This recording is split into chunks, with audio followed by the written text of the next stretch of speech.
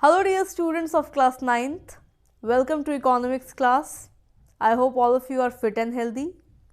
Students, in this video, I shall be continuing with the third chapter from your economics book, that is Poverty as a Challenge. Students, in the previous video, I explained you about interstate disparity, and in this video, I shall be dealing with a new topic, that is causes of poverty. Students, what are the causes or what are the reasons of poverty? Why are we facing poverty? See, this poverty is not a new concept. This is a very old concept. It's not that today only we are facing poverty. No, poverty is there since years. So why are we facing this? What are the reasons? Let me tell you students that there are number of reasons of this widespread of poverty. So we will be dealing with all the reasons one by one.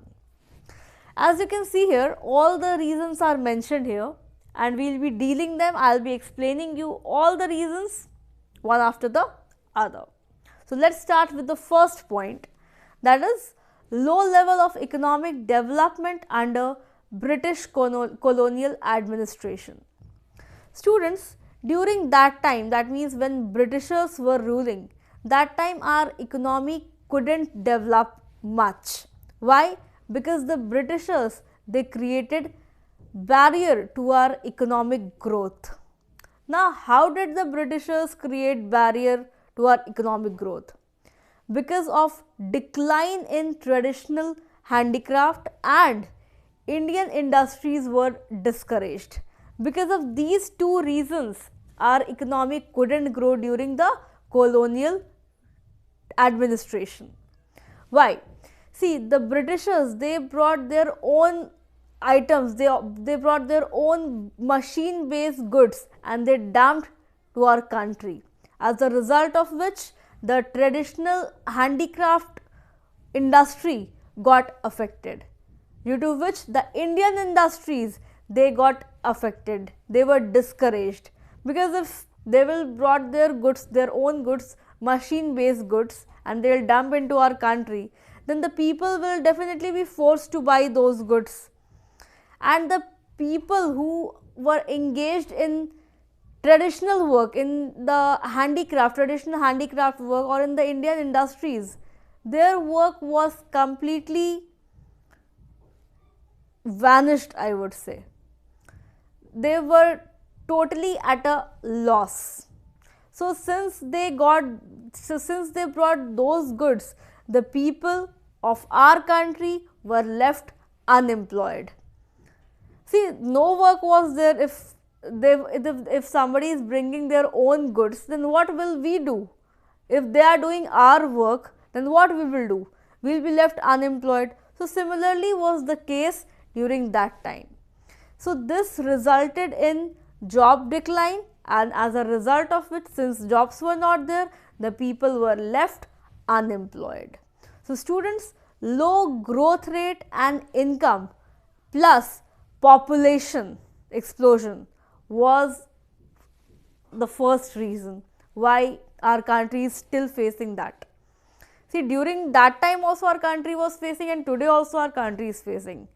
The thing is, that time the poverty rate was high and comparatively today it is less. See, so if growth rate will be less, if income will be less, growth rate will also be less, right? See, population was increasing, but the people had no work, they had very less work. If they will have no work, they will be left employed, and they will be left unemployed, and then they will be trapped in the vicious cycle of poverty. So this way the people, they got trapped in the cycle of poverty. See, if a family is unemployed, if the members of that family are unemployed, then definitely there will be lack of money. If there will be lack of money, they will not be able to send their children to school, they will not be able to get proper balanced diet food, healthy food, which will affect their health. And there is a possibility that their children, that means their children will also, I mean, that means that next generation will also be affected. They will also not be able to send their children to school, and the cycle will continue, and then the people, the family, the entire family will be trapped in that vicious cycle of poverty. So this is the first reason, that how we faced poverty during that time, why we faced poverty.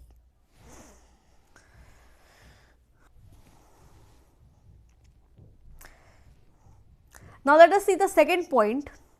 Fruits of green revolution were limited to some parts of India only. See students, I have already told you about green revolution, in which what in this revolution what happened? There was increment in the growth of food grains because of use of modern technology, because of HYV seeds, that means high yield variety of seeds, because of use of fertilizers, pesticides, insecticides, modern techniques of farming, tractors were used, tube wells were used, canals were used, which resulted in good or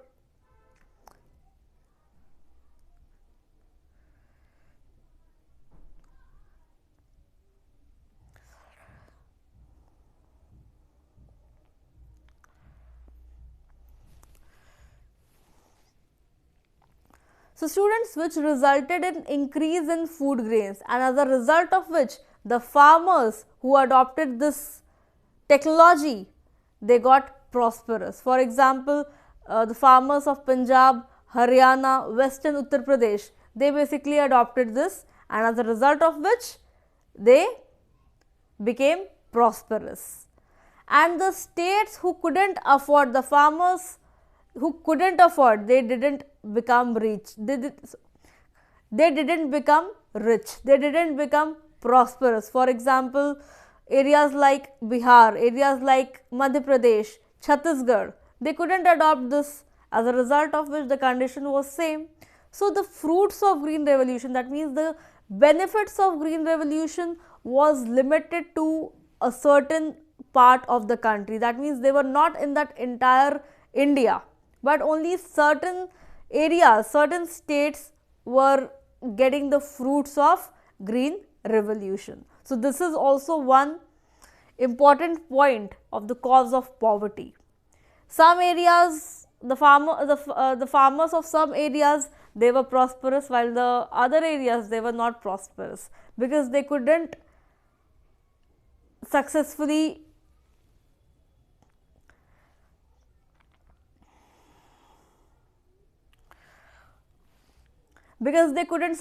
do this green revolution. So because of this, the situation was the same.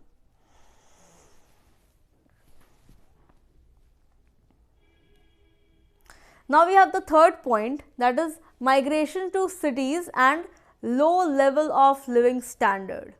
See, as I talked about agriculture, since agriculture was not offering good results, even people were engaged in agriculture, and even today people are engaged, means majority of the population is engaged in agriculture, but still the farmers are poor. So since agriculture was not able to give them substantial results, they were trying to migrate. They migrated from village to cities, but industries also failed to provide jobs. Why? Because of the goods from the foreign countries. So because of those goods, our industries were not offering sufficient job to people. So as a result of which, what happened? People migrated to other cities and they started doing unorganized jobs. That means small work. They used to do meager work where they were not paid regularly, where everything was in an unorganized manner. So because of that, they were forced to enter unorganized sector. They were forced to work there, because anyhow they have to get their living. So in order to get a proper living, a minimum living, they have to do some or the other work. So they migrated to other cities, and there also they faced or they had low income, and if the person will have low income, they will not be able to afford a better living standard. So that also resulted in poverty. If there will be less income, they will not be able to send their children to school, they will not be able to get their children proper quality education, they will not be able to give proper health facilities to their children. So what will happen? This cycle, that cycle of poverty will continue. So this is also one reason of cause of so this is also one reason of poverty, why our country is facing poverty, still it is facing poverty.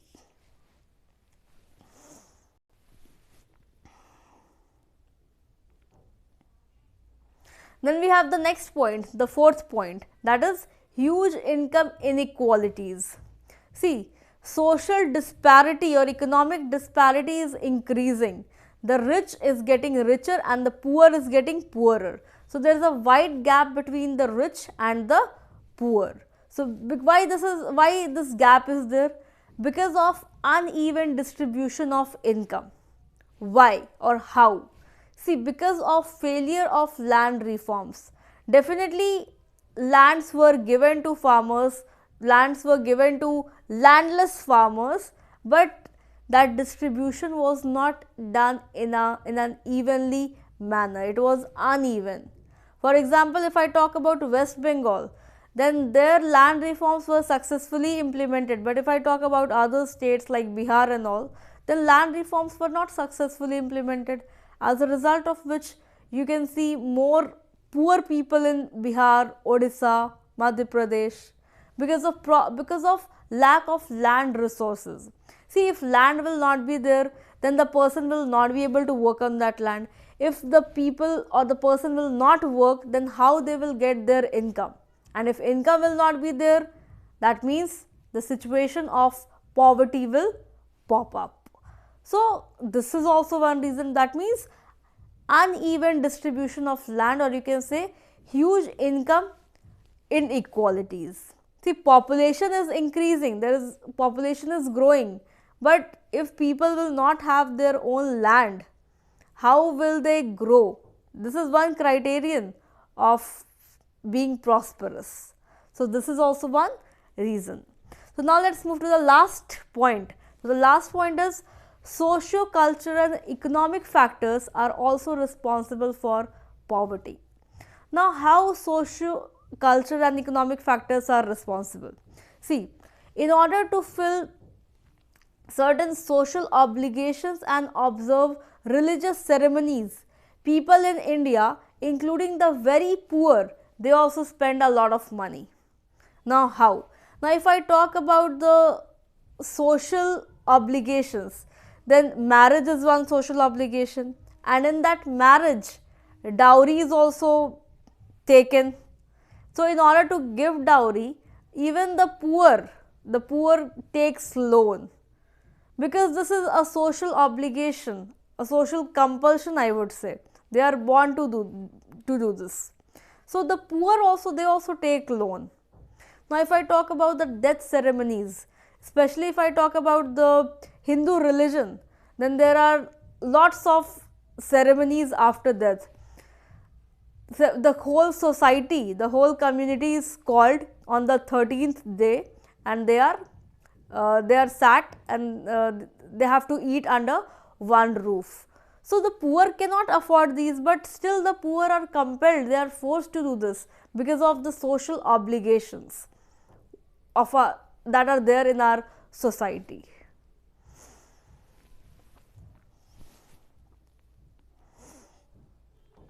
So this was all about the social obligations. Now let me talk about the economic factors.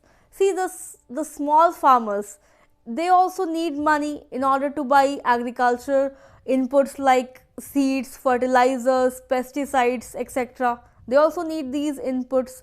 But since they are poor, they do not have their land, they hardly have any saving. So what they do? They borrow money. And if they are unable to repay, why they are unable to repay? Because of certain adverse situation. For example, if crops are not grown as per the expectation, because of the weather condition, because of the climatic condition, because of that may result in bad harvest. So what will happen?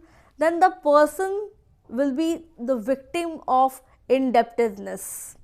That means debt trap. Indebtedness means the situation of owing money, the condition of owing money. And let me tell you, the high level of indebtedness is both the cause as well as effect of poverty. Now this is a very strong statement. High level of indebtedness is both the cause and effect of poverty. See, how is indebtedness a cause as well as effect of poverty? What is the cause of poverty? If the person will be poor, that person will take loan, and due to some conditions, if the person is not able to repay back that loan, then what will that cause? That will cause debt trap, or what you say, indebtedness. And since that person will be trapped in that debt trap, that will be the effect of poverty. Because the person was poor, so he took loan, and that is why that person fell into that trap or vicious circle of poverty. So this way a person traps into cut that line. So this way a person falls into debt trap. So I hope all the points are clear to everybody. So these are the different causes of poverty.